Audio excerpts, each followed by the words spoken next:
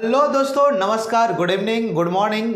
दोस्तों आज आपके लिए एक विशेष वीडियो लेके आ रहे हैं और जिसमें हमारे छत्तीसगढ़ के तमाम युवा जो अभी हाल में ही 12वीं वगैरह किए हैं उनके लिए एक खुशखबरी भी है कि वन रक्षक, राइट है ना, फॉरेस्ट गार्ड का पोस्ट जो है दोस्तों आ चुका है। और एक जो उसके 2 पोस्ट आए हुए थे, यदि आपको पता होगा तो 2021 में एक पोस्ट आया था फॉरेस्ट गार्ड का और एक पोस्ट जो है मतलब उसका जो वैकेंसी है 1400 आई थिंक 80-84 के आसपास जो है वो अभी हाल फिलहाल में 2023 में अभी बहुत विवादित रहा है कि फिर आना फिर जाना, मर्ज करना, बहुत कन्फ्यूजन था लोगों में, राइट है ना। लेकिन अब स्पष्ट हो चुका है। दोस्तों आज हमारी वीडियो जो है आपके लिए बहुत ही काम आने वाली है। हम आज बात करने हैं, हमारी आज जो चर्चा होगी हमारे छत्तीसगढ़ के बेहतरीन युवाओं का भविष्य निर्माण होने वाला है, जो हम आज बात करेंगे दोस्तों। मैं बात कर रहा हूं दोस्तों फॉरेस्ट गार्ड करेंगे कि यार फॉरेस्ट गार्ड की जो वैकेंसी है वो हम लोग जो जनरली हम आप बोलते हैं वन रक्षक। जी हाँ, बिल्कुल समझ आया, आप फॉरेस्ट के रक्षक बनने वाले हैं। और ये सोचिए प्राकृतिक के प्रति प्रेम आपकी अगर है मतलब आपके लिए बहुत ही अच्छी अवसर है कि जॉब के साथ साथ आप फैसिनेटेड होइएगा, आपके प्रति उसकी लगाव जो होती है, बहुत लोग का होता है ना, दैट इज बोलते हैं ना नेचर लवर। जब आप किसी भी चीज़ में अपडेट करते हैं है ना, व्हाट्सअप हो या फेसबुक हो, इस सोशल मीडिया पे, तो आप बोलते हो नेचर लवर बोल देते हैं है ना। तो चलिए, तो इसके एक्चुअली में दोस्तों 2 वैकेंसी आए थे। एक जो है 2021 में आया हुआ था और अभी 2023 में आया हुआ था, बात सही है। तो 2021 का भी फिजिकल स्टार्ट हो गया है, आपको पता होगा, और 2023 के अभी फॉर्म डल रहे हैं। तो वो आने वाले समय में फिजिकल के बाद इसका रूल ही है। तो छोटी छोटी चीज़ों पे बात करते हैं। मैं फिर से बोलूँगा, हम वो वीडियो नहीं बना रहे हैं जो लोग इसके ऑनलाइन कब चालू होगा, कौन से क्या मतलब फॉर्म डल आ रहा है, कितने सीट है, ये सब नहीं। हम बात करेंगे आप हाउ टू क्रैक, हम वन रक्षक कैसे बनेंगे और किन चीज़ों का ध्यान रखेंगे, आपके पास क्या अवसर है, क्या चुनौतियां हैं, तमाम ऐसे चर्चे होंगे। आप ऐसा मत समझिएगा कि ये हमारी वीडियो आज महत्वपूर्ण नहीं होगी, बात होगी और आपके जज्बे की भी बात होगी। तो वीडियो को लास्ट तक देखिएगा, आपके लिए बहुत इम्प्रूवमेंट और बहुत सारी चीज़ें स्ट्रेटेजी बताया जाएगा जो आपके लिए बहुत उपयोगी होगा, राइट। 2021 में जितने भी पोस्ट आए थे 200-300 समथिंग, मैं एक्यूरेट पोस्ट के बारे में चर्चा नहीं करूंगा, जो वैकेंसी आई थी फिजिकल हो जाएगा। अभी 1400 आई थिंक 80 या 84 पोस्ट, 1480-84 पोस्ट, ये बहुत बड़ी बात में वैकेंसी है, राइट है ना। तो मैं आपसे ये चर्चा करूंगा कि हमारी जो इसकी आधारभूत चयन प्रक्रिया है ना, आप कैसे इसको करेंगे। तो पहले तो आपकी जो है वो फिजिकल होने वाली है दोस्तों। ये आपके 100 अंक आवंटित हैं। आप जिसमें अगर हम बात करें फिजिकल में तो लंबी कूद है, ऊंची कूद है, गोला फेंक है ना, फिर दौड़ है अलग अलग मीटर्स से। तो वो आप फिजिकल के लिए 100 नंबर का मार्क है जिसको आपको एलिजिबल होना है। और यहाँ पर स्पष्ट शब्दों में लिखा है कि हम 15 गुना जो वैकेंसी है उसके 15 गुने हमारे दोस्तों को बुलाया जाएगा, जो विद्यार्थी हैं, कैंडिडेट हैं, उनको बुलाया जाएगा, राइट। 15 गुना मतलब बहुत तादाद में है। मतलब सोचिए 1400 पोस्ट है, आप 1400 को नियर अबाउट 1500 करते हैं, राइट, अप्रोक्स से लेके चलते हैं। तो 1500 पोस्ट में 15 गुना मतलब 15 में अगर हम बात करें तो 225 लगभग 20-22 हज़ार लोगों को रिटर्न एग्जाम के लिए एलिजिबल करने वाले हैं। हाँ, लेकिन अपने अपने वर्गों में क्वालिफाइंग होना जरूरी है। ऐसा नहीं कि आप क्वालिफाइंग ही नहीं हुए फिजिकल में, आप दौड़ ही नहीं पा रहे हैं तो आपको एलिजिबल नहीं किया जाएगा। ये बात जरा ध्यान से, बहुत लोग बोलेंगे सर ये एलिजिबल ही नहीं हो रहा है और कैसे बुला लेंगे भाई। तो इसकी एक लिमिटेड न्यूनतम कुछ आहर्तें भी हैं जिसको आपको ध्यान देना है, राइट। उसके बाद आ गए दोस्तों रिटर्न एग्जाम। रिटर्न एग्जाम में 100% की अगर बात करें तो 100 अंक निर्धारित है, जहां पर हम सिलेबस के बारे में आज बात करने वाले हैं। मुख्य आज मेरा आने का जो उद्देश्य है वो कहीं ना कहीं 100 अंक को लेकर चर्चे में आने का है। और उसके बाद आपको बोनस दिया जाएगा यदि आप राष्ट्रीय स्तर के खेल कूद में हैं या कुछ पर्टिकुलर इंडिविजुअली कोई स्पर्धा में भाग लिए हैं और आपने कुछ अच्छे मेडल वगैरह हासिल किए हैं तो आपको बोनस मिलेगा 10 अंक का। और यहाँ पर आपको मैं ये भी बता दूँ 10 अंक में एनसीसी वगैरह का प्रावधान भी है, यदि आपने किया है तो उसका भी 10 अंक बोनस बनेगा। ओवरऑल लास्ट चयन प्रक्रिया में इन टोटल 210 नंबर के बाद जो है एक मेरिट लिस्ट तैयार किया जाएगा। आप फिजिकल में आपको कितना प्राप्त हुआ है, और फिजिकल चल ही रहा है हमारे दोस्तों का। और आने वाले समय में भी अगर हम इस 2023 वैकेंसी की बात करें तो यहाँ पर भी कहीं ना कहीं अगर हम बात करेंगे तो आप समझ जाएंगे कि आपकी फिजिकल बहुत इंपॉर्टेंट होती है, क्योंकि एलिजिबल तो वहीं से शुरुआत हो रही है। आप रिटर्न एग्जाम में तो बहुत बाद में जा रहे हैं, है ना, तो इस चीज़ को ध्यान रखिएगा। तो मैं ये बात कर रहा हूँ कि जो रिटर्न एग्जाम 100 है, इसकी बात करें, सबसे अच्छा ये है, आपको पढ़ना क्यों जरूरी है मैं बता रहा हूँ आपको। वन रक्षक एक गोल्डन अपॉर्चुनिटी है हमारे युवाओं के लिए, जिनको नेचर लवर बोलते हैं। मैं पहले ही बोला, यदि आपको प्राकृतिक की चीज़ों से प्यार है, पेड़ पौधों से प्यार है, जानवरों से प्यार है, जब आप देखेंगे कितनी, जब हाथियाँ अगर आती हैं तो आप उनको संरक्षण कैसे दे सकते हैं, आप बड़े बड़े अधिकारी, DFO, रेंजर लोगों के साथ काम करने का मौका नहीं, मतलब कितनी बड़ी बात है बताइए। सबसे अच्छी बात है, इसके पे स्केल तो अच्छे हैं ही, साथ में यह है कि प्रकृति के गोद में आप जॉब करना, it's very very heart touching job है अगर हम बोलें तो, बस बहुत अच्छा लगता है ना। अब मैं तो यही बोलूँगा, यदि शहर के दुर्गामी चीज़ों से या धुआं वातावरण से प्रदूषित शहर में रह गए हैं तो ऑक्सीजन लेने चाहिए फॉरेस्ट की इस महफिल में, समझ रहे हैं मेरी बात। तो आप बहुत बड़ा अवसर है, और अच्छी बात है कि इसकी प्रमोशन जो है नॉर्मली 6-7 साल में आप डिप्टी रेंजर बन जाएंगे। नॉर्मली अगर सामान्यतः की बात करें, सब कुछ ठीक ठाक रहा तो आप इस चीज़ से परिपूर्ण होंगे और ये बातें आपके लिए रहेगी।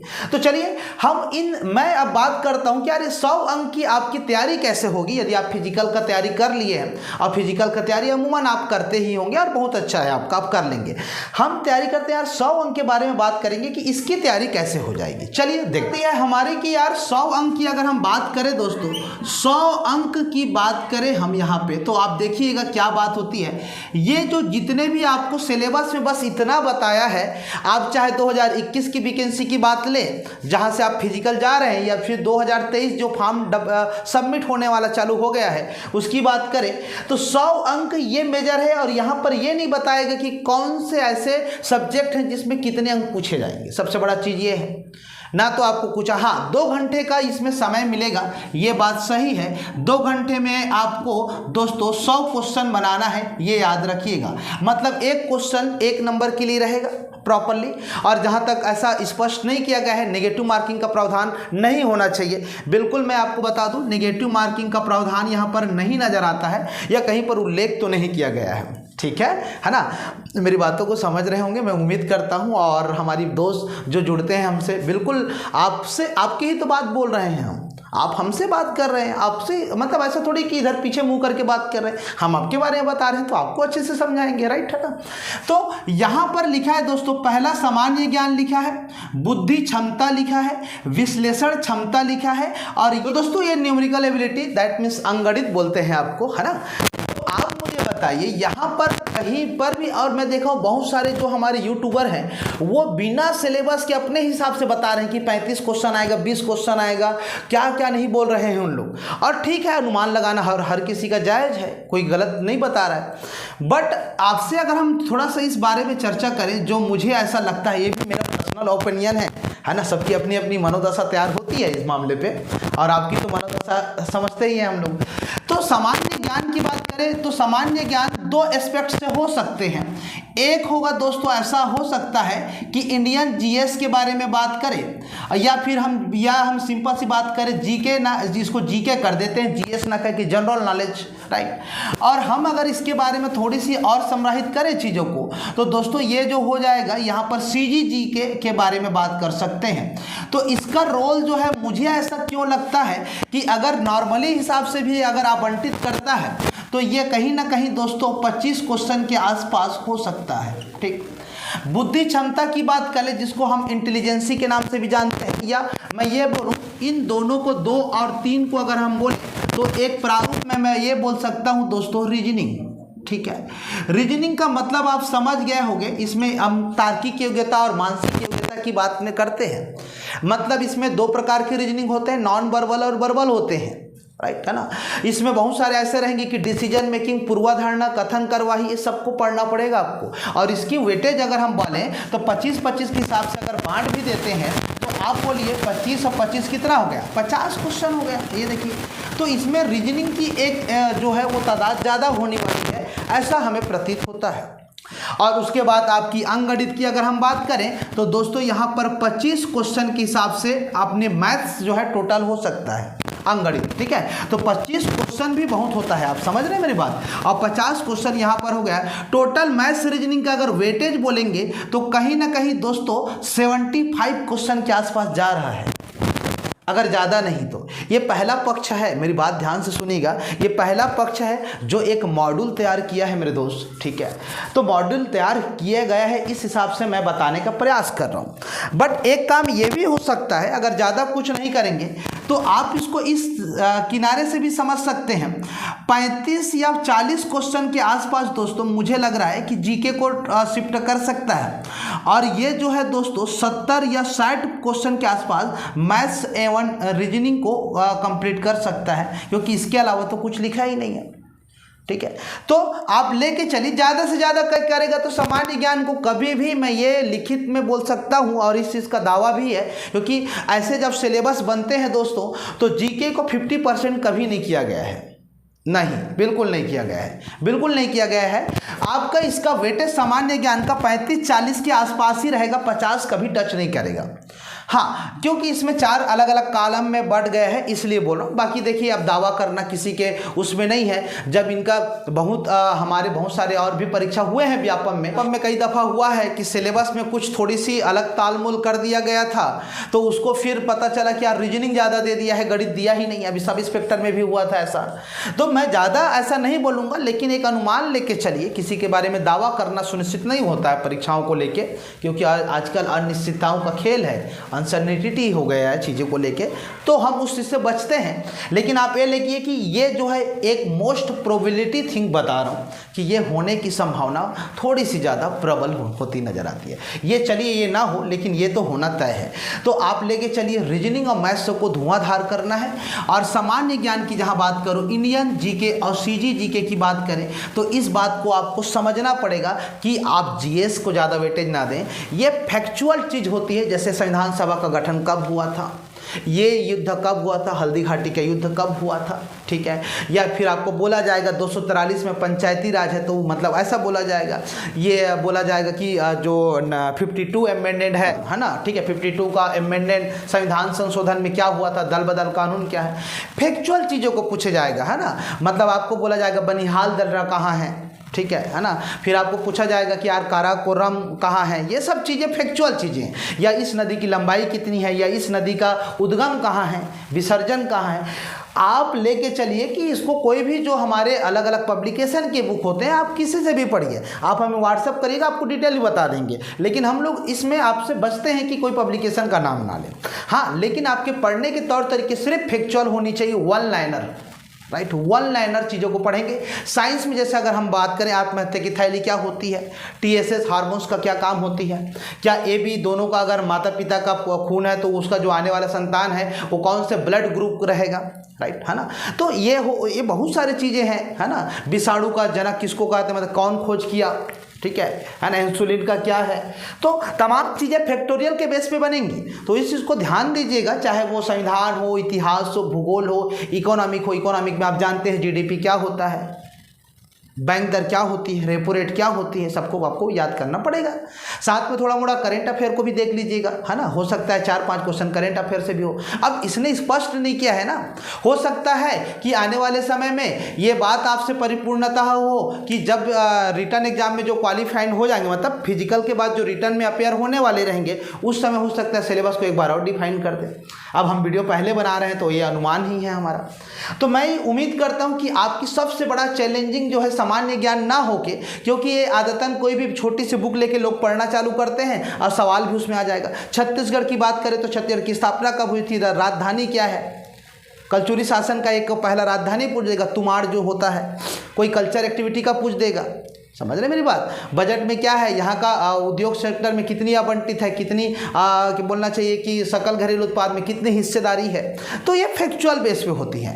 तो बात यह है कि बुद्धि क्षमता, विश्लेषण क्षमता, अंकगणित जो है, न्यूमेरिकल एबिलिटी, ये तीनों मिलके मोस्ट प्रोबेबिलिटी हैं और लोग इसी में बाहर होते हैं। और ये आप इस स्ट्रेटेजी से तैयारी करेंगे, बाद में फिर हम इसमें और भी बात करेंगे। अब मैंने आपको यहाँ बता दिया है कि रीजनिंग, अब रीजनिंग में क्या क्या नहीं आता। तो एक चीज़ हमेशा याद रखिए, रीजनिंग की अगर बात करेंगे तो रीजनिंग में ऐसे बहुत सारे टॉपिक हैं, जैसे अगर हम बात करें आपको अंग्रेजी वर्णमाला की बात करें, अंग्रेजी वर्णमाला आप करके जाइएगा, ठीक है।